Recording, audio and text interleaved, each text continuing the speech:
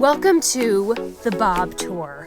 I love this truck. This is the first truck I've ever owned, and now that I own it, I totally get why men, and particularly men in the South, are so obsessed with their big trucks, because it's just fun to drive. Now, everyone was really excited about the War Wagon tour, but I think equally, if not more excited about Bob. And it's also kind of a learning experience because I've noticed that there are a lot of questions that people have about what kind of truck does it take to pull what kind of trailer, and is it enough truck? And I really didn't go through a huge selection process on finding Bob. Bob found me, and I will tell you that story a little bit later. It is actually a really cool story. If I didn't love Bob already, the way that Bob kind of came to be, just this may be the longest term relationship I ever had. All right, so I'm going to show you Bob. I'm going to go through sort of the steps and mental gymnastics that I went through about picking a truck that would pull the fifth wheel. And then, special treat, electrician Michael is going to hop on in, and he's going to answer probably the harder, more technical questions that I noticed that a lot of people have about fifth wheels and trucks and pulling and towing and all that jazz, because he's a mechanic as well as an electrician, and a whole lot smarter than I am in that regard. So let's rock and roll. What happened was I went down to Lazy Days. I've already kind of told the story. This is condensed. To get a Tiffin, a Class A, but I knew that I was going to get this fifth wheel. I just kind of needed to prove it to myself that I was going to go down this road. So I'm down in Tampa trying to make a deal on the Tiffin. I end up finding the War Wagon, completely fall in love with it. Well, then I have a huge problem. I have a huge problem that looks as huge as this. I don't have one of these. Okay, so I needed to find a vehicle that would pull the fifth wheel home and everywhere else. And as it turns out, the Scion is just not quite up to the task. So now I'm shopping for two things. I've got to do the whole deal on this fifth wheel, and then I've got to find a truck. While that was going on, a 75-year-old couple was coming to Tampa as well, at the same time I was, and they were bringing in their truck with their fifth wheel because they wanted to buy a Tiffin. The super cool thing about how Bob came into my universe is that when I finally made the decision on the War Wagon, I immediately started to fly around with Patreon Deb and Battlefield Becky to all the dealerships anywhere near Lazy Days to try to find a truck. I've never bought a truck before. I don't really know what I'm buying. And I was like frantic to get this thing because I needed to get the War Wagon back. I had to get back to work. I had to get back to North Carolina. Patreon Deb and Battlefield Becky have to get back up to Washington, D.C. I mean, so we were like running and gunning. And nothing was working out at the dealerships for reasons I will get into in a little bit. So Lazy Days said, hey, look, just wait a little bit. Telling me to wait is like trying to hold a cat in a bathtub. Patience is not a virtue of mine. So they're like, listen, we've got this couple coming in. They're trading in a truck. We think it's a really nice truck. If you can just hold on, you may be able to just take this truck home. And I'm like, no, I'm not leaving it up to chance. Like, I'm going to get a truck. We went to so many dealerships, and every single one of them fell through. So at the very last day, and this was it, this 75-year-old couple comes into Lazy Days and drops this truck off, drops Bob off. Now, if this didn't work, I was going to have to pay for delivery, where they deliver the fifth wheel up to wherever I live, because I had no way to bring it back. So this was sort of the last the last option that I had, because all the dealerships, that was just a mess. Anyway, so on the very last day that I could possibly be in Tampa, this 75-year-old couple comes in, they drop off this truck, and I get a phone call that said, hey, if you want to look at this truck, come over to the lot and take a look. I come over, and I said I did not want a white truck. I don't like white trucks. I think they look like construction trucks. I wanted a black one. That wasn't an option. I laid eyes on Bob, and I just fell in love with this truck because of the story that I've already told before about who Bob is. I'll recap that in a minute. But the really, really cool thing is that when I got the Carfax report on this truck that this elderly couple, God love him, 75 years old, pulled a fifth wheel around, and I'm looking at the Carfax, and I notice the town where they bought Bob, and it was Charlotte, North Carolina, and specifically at the Victory Dodge dealership. Now, why is that special? That's special because the Victory Dodge dealership in Charlotte, North Carolina is where I bought the Babe Bus. So in 2018, that couple was in Charlotte at the Dodge Ram dealership buying their big-ass Ram pickup truck to pull their fifth wheel. And in 2018, at the very same store, I was there getting the Babe Bus. To me, that just sealed the deal and any questions I had that Bob was meant to be, and I was taking Bob home. That said, I think because they were an older couple and I don't know, maybe they had oodles of money, they put in every kind of bell and whistle into this truck to make it very easy for them to hook up their fifth wheel and to tow and to be very comfortable. And I think they had grandkids because there was a bunch of sprinkles in the back seat. Either that or they are 75 years old and really like sprinkles. Whatever, it doesn't matter. So there are so many things that they added to this truck to make it very, very nice. And I would not have been able to pay for these on my own. Because I was taking the truck right off the lot as it was coming in, and because I had already bought a fifth wheel at Lazy Days, and everyone needed to make a deal, I got an incredible price on this truck. I don't feel the need to defend my finances, but I also want people to know that if you are in the right place at the right time and you are good at negotiating, you can get things that maybe would not be possible from your wallet in normal circumstances. But it just was kind of meant to be. And I am thrilled to have this truck. So I will take you through all the bells and whistles. Quick reminder that Bob is named after Shirtless Bob, the mostly naked, big, hairy-bellied man with a cigar and flip-flops who, in his massive white pickup truck, rescued the Babe Bus out of the sand when it was stuck in Louisiana. My truck is named Bob in his honor. Isn't that nice? Heartwarming.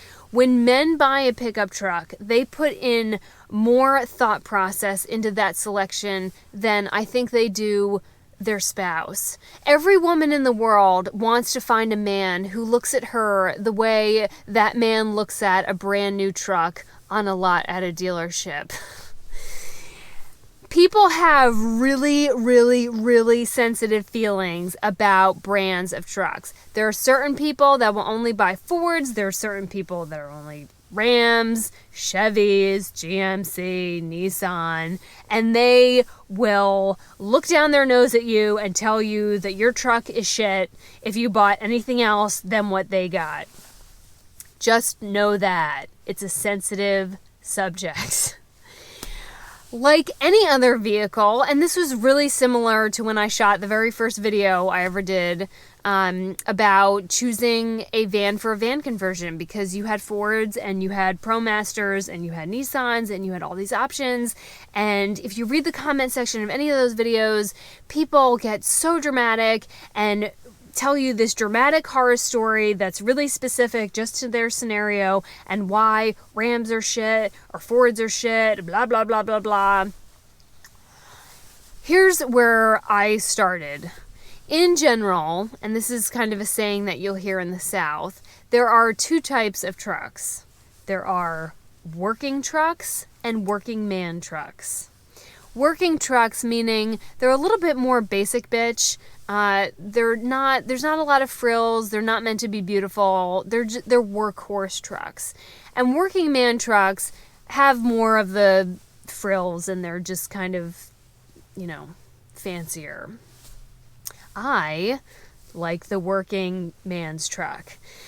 When I was looking at a Ford, Fords have these really deep bucket seats, and they have very few ways to adjust the seat height, and you sit kind of low and your hands are up a little bit higher, or at least for me they are, because I live in 5'2"ville, and it's a little bit harder for me to... I felt like I needed a booster seat, okay? That's like the short end of that story. To me, a Ford pickup truck is a work truck, and it doesn't have as many frills. You sit lower. It's meant for a dude. It just is. That's who their primary customer is, and that's fine, but it wasn't going to work for me. I felt like I should be pulling hay behind me or construction materials. So for me, a Ford was not going to work. Some people are obsessed with Fords, and they would not buy anything else but a Ford. I will say that a Ford, they have a new kind of technology out. I think it's only on their 2019s and up. That might be wrong. It's a type of park assist where if you are towing, your truck wheels and your trailer wheels will communicate in sync, in harmony. Meaning, when you back up your Ford, your trailer will move in the same direction. Now, in any other situation, in any other kind of truck, when you are towing, the way you turn your truck, the trailer is going to move in the opposite direction. So they have come up with a technology that will sync them, and I imagine that over the next coming years, you will see more truck manufacturers developing the same, because it's a royal pain in the ass to have to switch your brain to back something in or out by grabbing the bottom of the steering wheel and pushing versus using the top. I'm not going to get into all that. There are entire videos dedicated to how to back up a truck. We're not going there. I really like Chevys. Chevys are the heartbeat of America. I enjoy Chevys. They are more on the work truck side of things. I could not afford any Chevy that I found on a dealership. A Chevy that is designed to pull something as heavy as a fifth wheel was way out of my price range. But I like Chevys. Nothing wrong with a Chevy. Nothing wrong with a Ford. Personal preference. That leaves, at least for me, Rams. Now, I love the Babe Bus. I had no issues with the Babe Bus. I am kind of a Ram girl. I enjoy them, I like driving them, and because they are a working man's truck, they have lots and lots of features that are very high tech, that since the last time I bought a vehicle, just a drive-around vehicle, not a Babe Bus, was in 2004, it's really special to me to have like all these fancy things. I love driving it. It is a joy to drive. It is not a joy to fill up. That's for damn sure. But I just really, really like Rams. And so for me, this was it. That's kind of your range of towing trucks that will pull much heavier vehicles. Something I forgot to mention is that the other thing, besides the fact that Bob was from Charlotte, that sealed the deal on this truck for me, was that it already had the hitch in the back. So not only was I getting this great truck for a great price that had all the bells and whistles, but it already had the fifth wheel hitch in it. So, score. What I was saying before you arrived is that, like all the different trucks, and people have strong feelings about the trucks, but one of the things that I like so much about the Ram is that when I was in the Ford, and it felt like a dude's truck, it was like low, it was the bucket seats. He's looking at me like I'm crazy. It's because he's a guy and he can't relate. But this thing, the Ram, has 8 different ways that you can... It's a booster seat for Casey. I can adjust it. I can orient it to the Vatican every morning. So I can sit like way up close, which is what I need to do in order to see over the steering wheel. So for me, that's important. I know that you like Rams. So this is not a totally unbiased video because we're both Ram people. But when Nissan, Chevy, GMC... I mean, what's the most important thing when you're selecting? Because everyone has really sensitive feelings about this. There's a lot of different opinions, and I've owned Fords. I've had the 350s, the Power Strokes. I've driven plenty of Duramaxes through fire departments and work, and have owned Fords and Rams. Never owned a Duramax. And just on my personal experience, out of all the trucks I've ever owned, the Rams have been the most durable. The engines have been phenomenal. One thing about a Ram is they use the Cummins engine. Cummins engines, you can go not only to a Ram dealer, you can go to a Cummins big truck dealer. So you can go to, if you're in a pinch, you can go to a truck facility that services over-the-road trucks. And that was not just Michael, but other people I know who do anything with trucks all said the same thing, that Cummins engine. So that was a big... for someone who didn't know what to look for in a truck, if you can find parameters like that, then it's really helpful because it helps you eliminate a lot of other options. Because I think the Cummins is a Ram. Is it exclusive to Ram? It's exclusive to Ram, but you can get a smaller Cummins in a Nissan, but the Nissan it doesn't tow as much.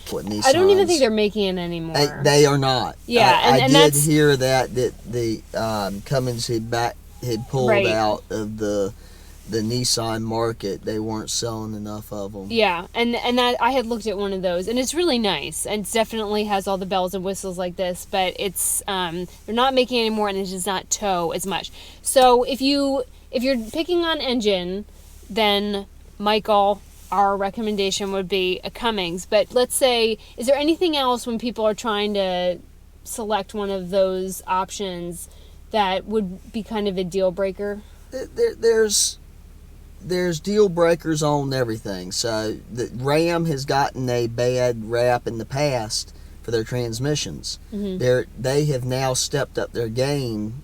My particular Ram has what they call an Ison transmission in it.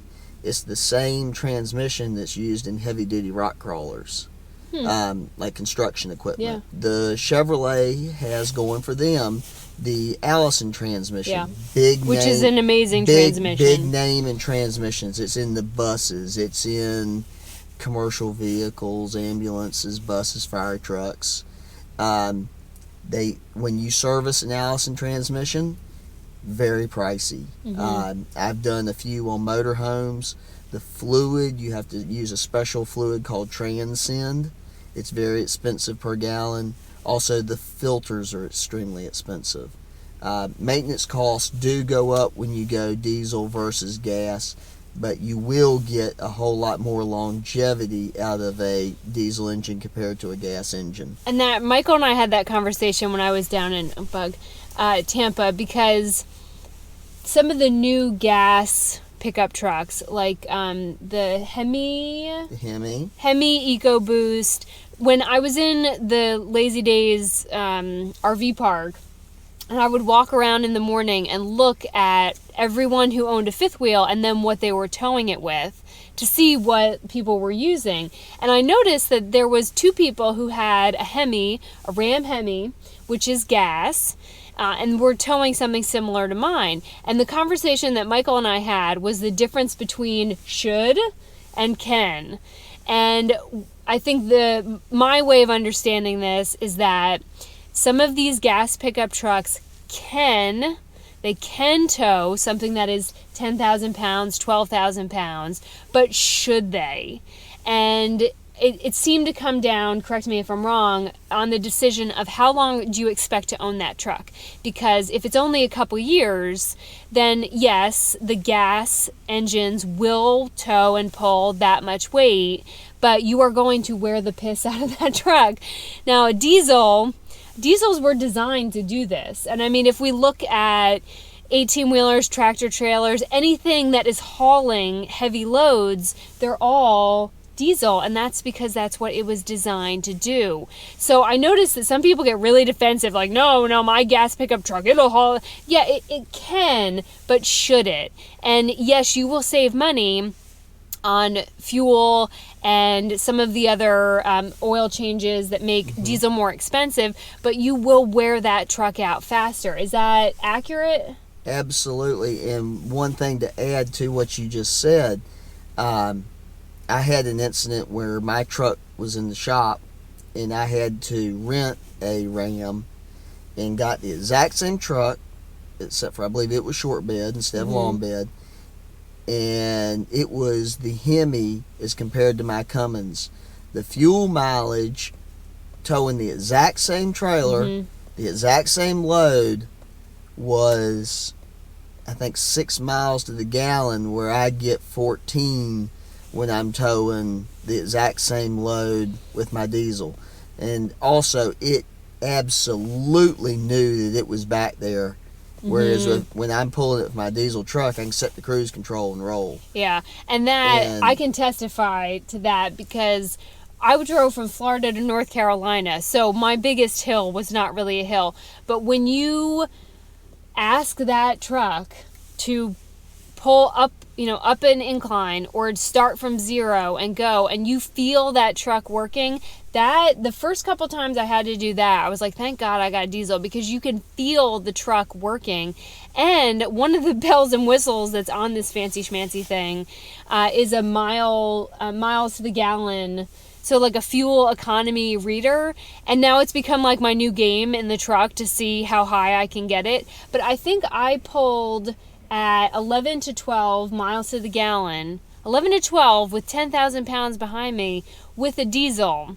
And there's no way you're going to get that on a... No. Yeah. In fact, tractor trailers at one time used to be gas.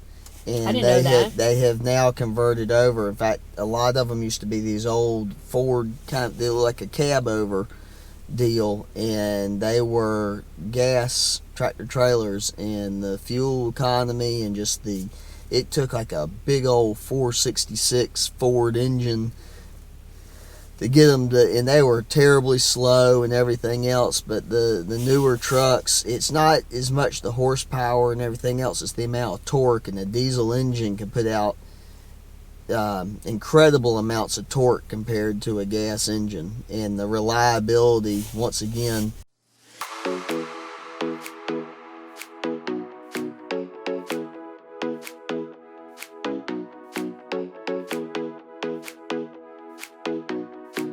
The last thing I want to ask you about is when we were doing the Babe bus, and I was telling you about I didn't want a Mercedes Sprinter because they had this DEF system, and it was like it had just screwed the whole thing up. And well, now I have a DEF system, and I'm going to ask you to explain kind of what DEF is, but I will tell you this: in the costs associated with owning a diesel, the DEF system is this obnoxious little side port next to the fuel that you have to stand in a Walmart parking lot with this big ass container of DEF and fill up this stupid thing. It's like $13. It doesn't last that long. And it is part of an EPA emissions rule. The irony is that in the pursuit of cleaner air, we have now added all this unrecyclable garbage contaminated with chemicals in this DEF box. I don't mind having to fill this thing up with DEF if it gives us a cleaner atmosphere, but the rest of the world hasn't accommodated for DEF, meaning when I go to get fuel, there's not another like little outside spigot for DEF. That you can only find that at like truck stops. Correct. And where we live, the nearest highway, major highway, is an hour and a half away, Highway I-95. I'm not driving to Highway I-95 for DEF. So instead, I stand out at Walmart struggling to hold this DEF. It's really obnoxious. But can you explain what the DEF system is? And then it seems like it has complicated the diesel engine. The diesel engine itself is not complicated. It runs on compression and heat. So there's no spark plugs in a diesel engine. It runs on compression. The DEF system, however, was added by some previous administrations. They felt that they saw when you would get on the gas and you'd see the black smoke and soot come out. Which we've all seen that come out of an old... It's at school buses you sometimes see it. It's basically just soot. Right. What they have done to put the DEF systems on has actually done worse for the environment. Not only in what you discussed about the extra garbage, yeah. And it comes in the plastic jugs. They're not recyclable. And what this DEF is basically a concentrated urea, aka in the industry we call it horse piss. And really? You're basically spraying this into the exhaust. There's a catalyst in the exhaust. It's supposed to be cleaner, but it's for one thing, it's dropping the fuel mileage considerably. Oh, I didn't know on that. Vehicles. Well, shit. Yes. I didn't know that. It's dropping the diesel fuel mileage, and on top of that, it's causing more maintenance in the heavy metals that they have to use to make the particulate filters and everything else are worse for the environment than if we had just left it alone. And that, I think that's what we saw with the Mercedes, is that, you know, the diesel engine was what it was. Now there's this thing that has to be added to it, and that has created a lot of problems. I only mention this because when you are considering all the costs, that maybe it's just not the sticker price of the truck. You've got a huge price on the weighted tags. The diesel, and it's a lot to fill up. I think it's about $75 every time I fill up. And then, you know, every couple fill-ups, now you've got $13 to $15 Correct. for DEF, and the sheer joy of standing out in the parking lot adding it. It's a lot of fun. But I would not, that said, I would not change anything. I'm obsessed with this truck. Michael has seen me actually hug this truck. And he tried to take a picture, and I vetoed that really quick. So I'm going to have Michael show you some of the things on here that I don't even know how to use, but he's really educated on the brakes and the lifts and all that. The last thing I will say is that just like having a doctor, having a primary who knows you and your health and checkups and all that, I can't say enough about how important it is to have a mechanic or somebody that you just is your go-to. And I'm not talking about going to Jiffy Lube or just like throwing it in somewhere, but Michael knows my vehicles. He also knows that I may not be the very best at keeping up the schedules of maintaining them, but he is my go-to person for anything that I have a question on the rig or my truck or anything. And keeping that relationship it's so helpful in maintaining all your rigs, is having someone really knowledgeable who you go to for all your questions about them. And I can't say enough, wherever you are in the country, on finding someone who knows as much about these vehicles as Michael does. So I'm going to turn this off. We're going to go through some of the bells and whistles, and then since it's now dark out, we'll stop there for now, because I'm pretty sure Miss Sharon is wondering where the hell Michael is right now. All right, let's do this thing. Okay, from Bob, I don't think Michael has named his truck. We'll talk to him about that later. But let's hop on in here, because a lot of these features, like I said, are exactly the same. One of the things I'll point out is, see how our mirrors are different? If you turn your mirrors up this way, it's a lot easier when towing. Apparently mine have a button that will just flip these automatically, but it's not working. I don't know, I like keeping mine like that. But again, on the Rams, they will flip up this way and you can see way more of your rig behind. Okay, let's get into the big truck. All right, what's the first thing we're going to talk about? First fancy schmancy feature. Okay, you probably won't, and pardon the mess. Like I said, I put a lot of miles on this truck. So, set your brake controller. So this has an integrated brake controller for towing the trailer. If you look down here, there's the manual push, and you can set the gain using these two buttons.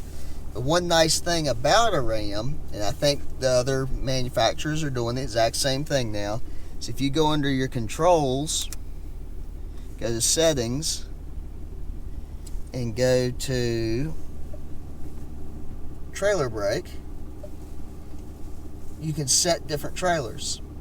I have 4 trailers set up. I call this a working man's truck and not like a work truck, because it's just, it's fancy. So we have heated seats. I think they're air conditioned seats. Yeah, it's heated. It's got heated seats.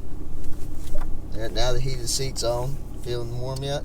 I have a heated back seat. We have heated back seats. So I don't know why Michael well, they come with it. But so when I get my baby cows, if I want to take them to the park, they're going to go in the back and they'll have heated seats. That is strictly why I need heated seats in the back. There's sunroof up here. Feel the wind in your hair. And it's all, the back window opens with a button. I mean, it is fancy, fancy, fancy. One of the first things we did when I got back here was Michael set my trailer brakes, and I would recommend having, if you've not done it before, having your mechanic or somebody help you out with that, because I had it set like to the highest possible level and that was totally unnecessary. The one thing that I will say that I have that Michael does not have, Michael, would you please show them your backup mirror? Okay. Michael's backup mirror is on the bed door. Casey has a backup mirror not only on the bed door but also a mirror that points down into the cargo. Now hold on, I have the cargo one too. So to get to my cargo one, you mash this button. And Mash is Southern for hit. Okay, oh, so you do have one. I do have one. Well, damn it, I thought I was so close to having something a little bit better. I will say that having the 2 backup cameras, one on the very back and then the other looking into the bed of the truck, is a massive help for when you are trying to line up your trailer and your hitch, because then you are not like whipping your neck around. You can just look at it, and you probably saw on my hitch there's a thick line of pink tape, and that so I can see not a black hitch and a black pin. I'm lining up 2 very colorful things. It's easier for me. Is there anything we're missing on this fancy schmancy truck that we both have? Hold on. The best thing ever. The heated steering wheel. The heated wheel. steering wheel. Okay, I thought that this thing was just stupid. Like, who the hell needs one? Now that I have it, oh, it's so nice in the winter to get in and like your hands get all toasty. Whoops, sorry. I can't take him anywhere. Whoops. Anyway, I am thrilled to death with Bob. You got to see a little bit of the inside. I'm sorry that it got pitch black, but like it's winter, it gets pitch black at 3 o'clock now. The next thing we're gonna do is all the lessons learned while buying an RV, while buying the truck, because parts of that experience were an absolute dumpster fire. Hopefully I can talk Michael into doing another interview about electric questions on your rig, but we're gonna let him get home. I'm going to get back to picking out paint colors for the War Wagon, and we're gonna do the damn thing. Bye, weirdos.